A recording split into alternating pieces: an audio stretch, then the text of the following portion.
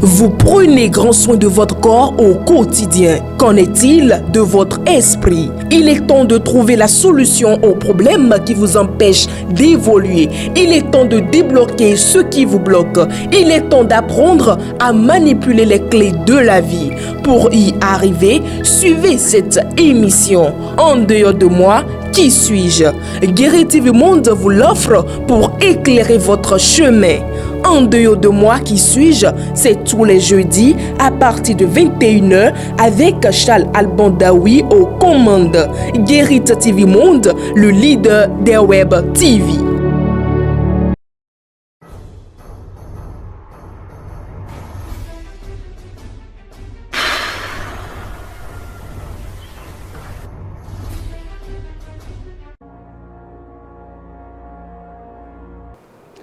Jeudi 9 février 2023, bonsoir à tous et bienvenue sur votre émission Tour d'horizon. Dans le bulletin d'information, sachez qu'un test dénommé examen spécial d'entrée à l'université est désormais organisé aux personnes qui ne disposent pas d'un diplôme du baccalauréat. Grâce à ce test, ces dernières peuvent faire des études supérieures sur le campus universitaire d'Abomey-Calavi dans certaines filières de leur choix. C'est le professeur Patrick Wissou, vice-recteur chargé des affaires académiques du dit université, qui porte la nouvelle à la connaissance du public à travers un communiqué en date du 6 février 2023. Les candidats désireux n'auront qu'à passer un test dans l'une des 4 options énoncées dans la note d'information. Les dossiers complets doivent être déposés à partir du lundi 13 février 2023 jusqu'au 31 mars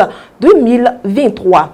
Sur un autre volet, bon nombre de personnes n'aiment plus confier aujourd'hui leurs engins aux structures de lavage automoto pour leur entretien. Ils préfèrent s'en charger eux-mêmes, un état de choses qui agit sur le chiffre d'affaires des laveurs automobiles. Suivons-les dans cet élément.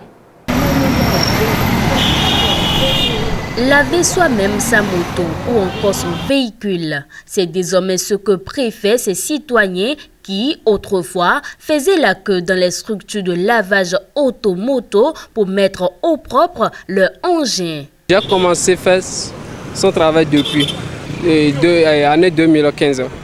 À 5 ans, quand on travaille là, on trouve le client beaucoup. Vous voyez, donc, mais à partir de 2021 jusqu'à maintenant, il n'y a pas de travail dans ce pays. Souvent, le client dit qu'à la maison, nous, le client aussi, ils sont en train de laver ça à la maison parce qu'il n'y a pas d'argent dans ce pays. C'est à cause de ça que nous aussi, en tout cas, on débrouille. Même si ce manque d'engouement de la population est justifié par la situation économique actuelle, il n'en demeure pas moins que cela pénalise les travailleurs de ces structures de lavage qui exhibent ici leurs difficultés. Moi maintenant j'ai appris mécanicien auto.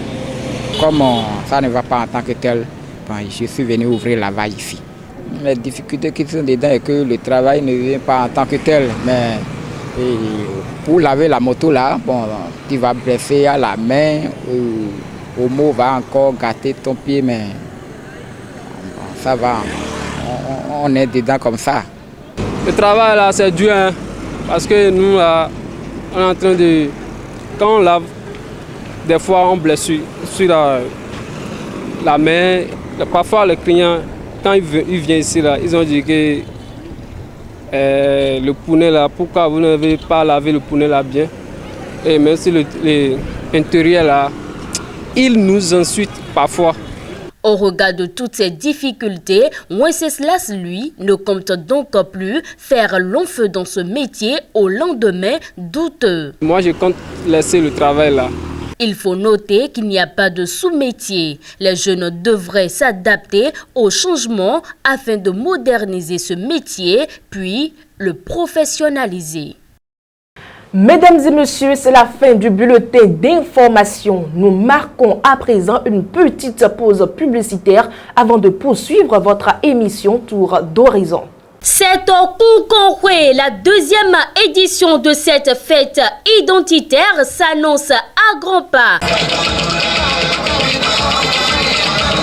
Elle se déroulera du 22 au 26 février 2023 derrière le nouveau marché de Wedo dans la commune d'Abomey-Calavi. À cet effet, le tissu de l'unité des fils et filles 7 d'Odomola est disponible sur le marché au prix de 18 000 francs CFA. Pour tout autre renseignement, veuillez contacter le 97 22 20 14 ou encore le 64 20 10 63. C'est un Koukonkwe édition 2023 pour la révélation de la culture 7 ans.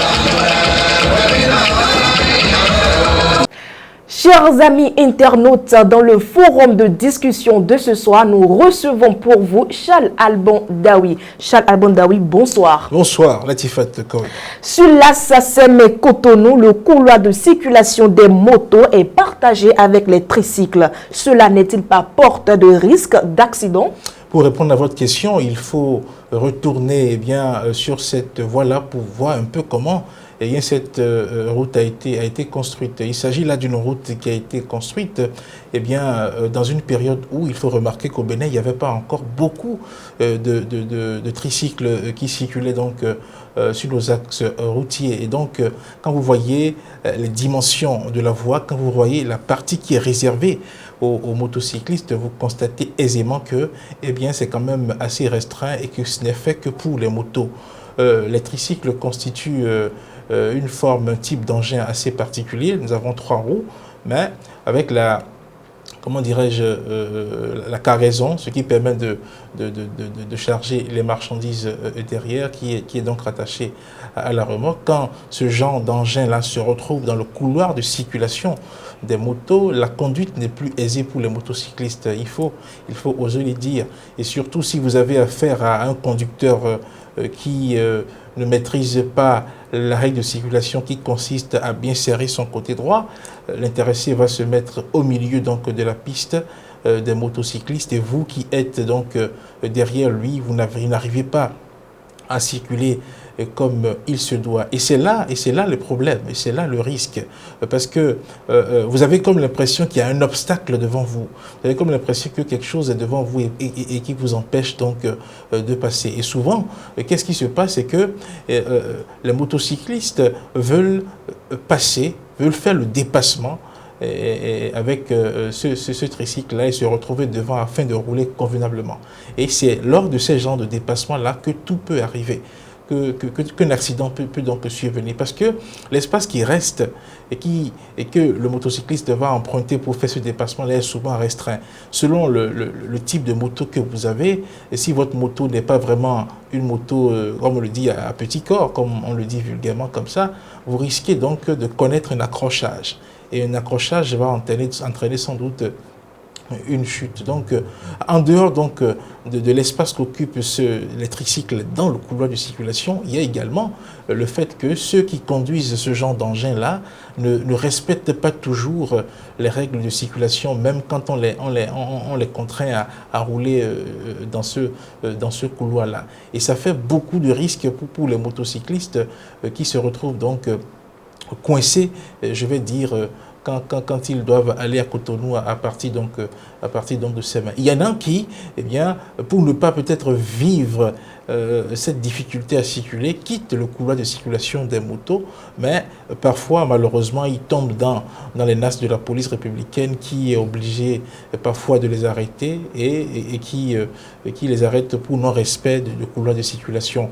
Voyez un peu. Donc, je disais au début qu'il faut voir la dimension de cette voie-là. Si vous remarquez bien, les plots qui ont été mis pour séparer la chaussée, pour mettre les automobilistes à part et les motocyclistes à part, quand vous voyez bien, aujourd'hui, il y a un travail qui a été fait il y a quelques années et qui a permis d'élargir un peu le couloir de circulation des motos. Sinon que, quand la voie avait été construite au début, vous allez voir que là où les plots ont été mis, les tricycles ne pouvaient pas passer dedans. Ça a été augmenté légèrement, mais malgré l'élargissement de ce couloir-là de circulation des motos, le risque est toujours présent. Et je pense que ça fait beaucoup de gêne pour ceux qui roulent la moto sur ce tronçon-là. Et parfois, vous assistez à des concerts de klaxons pour dire au conducteur de tricycle de bien serrer son côté pour que l'on puisse passer. Donc vraiment, ce n'est pas une situation agréable. Nous avons une structure, une agence nationale qui s'occupe de la sécurité routière. Je pense qu'il est temps que le CNSR réfléchisse sur la question, sinon que ce n'est pas du tout aisé, c'est pas du tout bien. Il faut penser à faire quelque chose. Et dans ces circonstances-là, qu'est-ce qu'on peut faire? Oui, ce qu'il faut faire, c'est déjà de sortir les tricycles de ce couloir de circulation. Parce que vous voyez, quand vous prenez l'engin, le tricycle même, et quand vous prenez les motos, quand vous comparez un peu la puissance de ces deux motos-là, vous voyez que s'il y a choc et s'il y a collision entre ces deux-là, le motocycliste est forcément celui qui connaît le plus de dommages corporels ou bien de dommages matériels. Or, une voiture avec un motocycliste qui entre en collision, vous êtes sûr que voilà, il y a une sorte d'équilibre de force. Et si le choc n'est pas trop violent, je pense qu'il y a une sorte d'équilibre de force. Mais entre le tricycle et les motos que nous connaissons ici, vraiment, il n'y a pas match. Et donc, du coup, il serait mieux que les tricycles soient sortis carrément du couloir de circulation. C'est pour ça que je parlais tout à l'heure du Centre national de sécurité routière qui doit réfléchir sur la question avec les forces de sécurité publique pour que voilà, on puisse sortir les tricycles du couloir de circulation des motos et qu'on les mette donc dans le couloir de circulation des voitures. Et comme je l'ai dit, pour que les risques soient quelque peu équilibrés, parce que là, une voiture et un tricycle, ça peut se comprendre, mais un tricycle avec une moto, ça crée beaucoup de dégâts. Et si l'on est vraiment soucieux de la sécurité de ceux des usagers de nos routes, je pense qu'il faut mener ce genre de réflexion pour amoindrir les risques qui sont liés au partage du couloir de circulation des motos avec ces tricycles-là. Merci à vous, Charles Bondaoui. C'est moi qui vous remercie. Voilà tout pour le forum de discussion du jeudi 9 février 2023. Mesdames et messieurs, sans transition, voici l'invité du jour.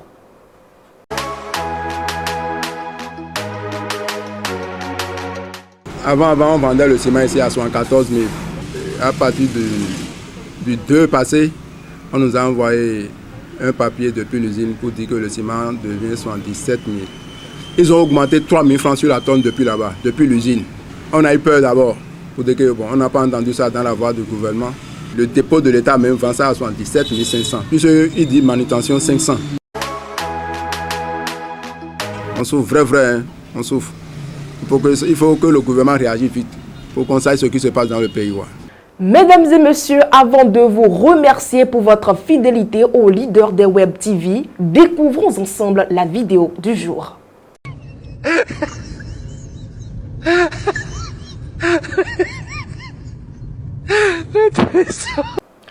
Chers amis internautes, ce que les autres sont tentés d'appeler échec est la manière de Dieu de vous orienter dans une autre direction. Ayez donc foi en lui. Sur ces mots, je vous donne rendez-vous demain pour un autre numéro de votre émission Tour d'Horizon. À demain.